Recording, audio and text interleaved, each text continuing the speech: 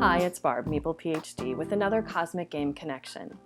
Recently, I found a paper where astronomers had found water in the most massive galaxy in the early universe using a telescope array known as ALMA. How early in the universe? Well, light from this galaxy, known as STP-0311-58, had left the galaxy when our universe was just 900 million years after the Big Bang, or 6% of its current age. Now, think about this for a minute. Water is made of hydrogen and oxygen. Now, hydrogen was everywhere after the Big Bang. It was one of the elements created during the Big Bang. Oxygen, however, requires that large stars not only form, but also die out. This is because oxygen is formed during nuclear fusion inside a large star. But that oxygen is trapped in that star until the star explodes as a supernova, freeing all of those elements that were in the outer layers to become part of other star systems or just to hang out between stars in the interstellar medium. And if oxygen is in a cold environment, like the interstellar medium, hanging out with other elements like hydrogen, it can form into water. And in fact, I found out that water is the third most common molecule in our universe, behind molecular hydrogen, which is just two hydrogen atoms stuck together, and carbon monoxide. So what this tells me is that this water formed very soon after stars were forging these elements. They almost immediately started forming into water, or we wouldn't have found this much water in such an early galaxy. And that's really cool. Now, this group isn't ready to say that this is the most distant water ever found. There's apparently another galaxy where there's a claim of water, and it happens to be an active galaxy, which means that its central black hole is actively pulling in material, causing it to shine super bright. But STP 0311-58 is the most distant galaxy that is not active where we have found water. And it's no slouch itself.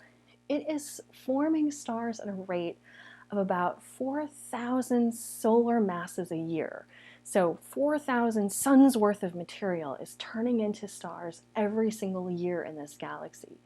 Compare that to the Milky Way, which is just doing about 2 suns worth of material into stars every year, and that's pretty incredible.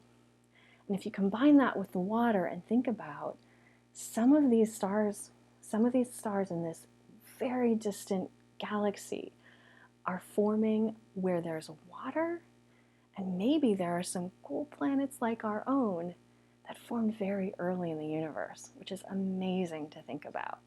So when I thought of this ancient store of water from just 900 million years after the Big Bang, the game that came to mind was Oceanos.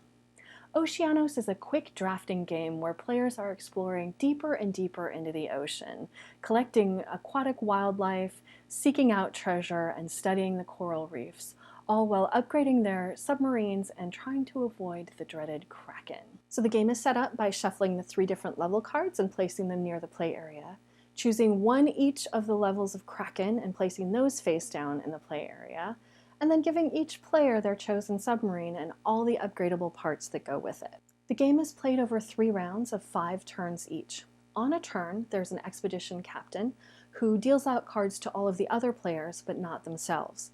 They give each player 1 card, plus the number of periscopes on their submarine. Those players choose a card, play it into their tableau, or a couple of cards if they would like to expend their fuel.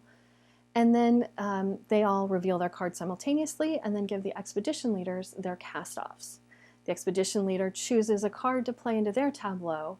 At this point, players can also upgrade their submarines if they have the right combination of crystals and bases. And then play continues with the next player becoming the expedition leader. At the end of 5 turns, there is some end-of-round scoring.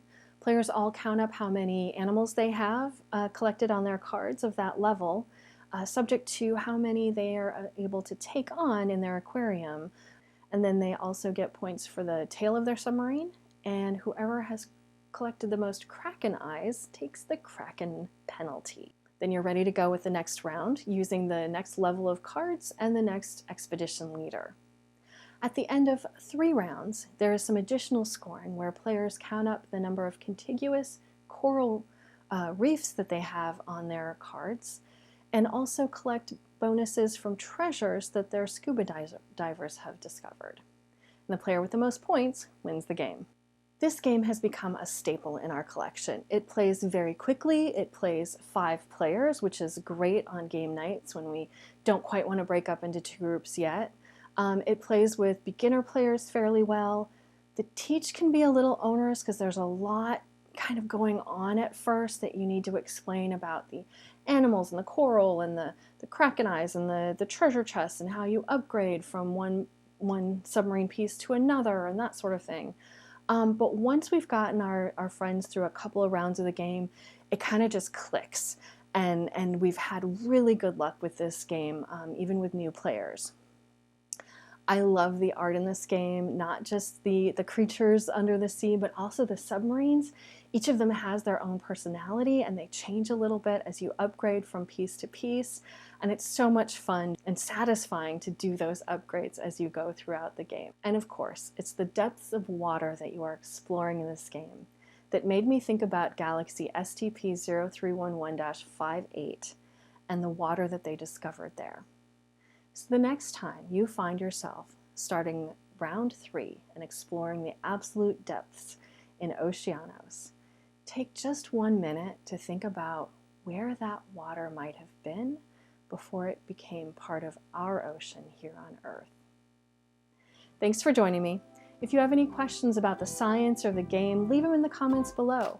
Or hey, maybe this made you think of a different game. Let me know that too. I'd love to hear it. I'll be back again with another Cosmic Game Connection.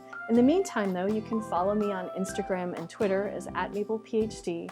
You can follow my blog at maplephd.com, and of course, like and subscribe to my channel so you know when my next videos come out.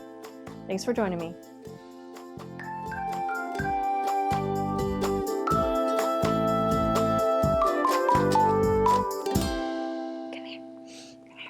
Come here.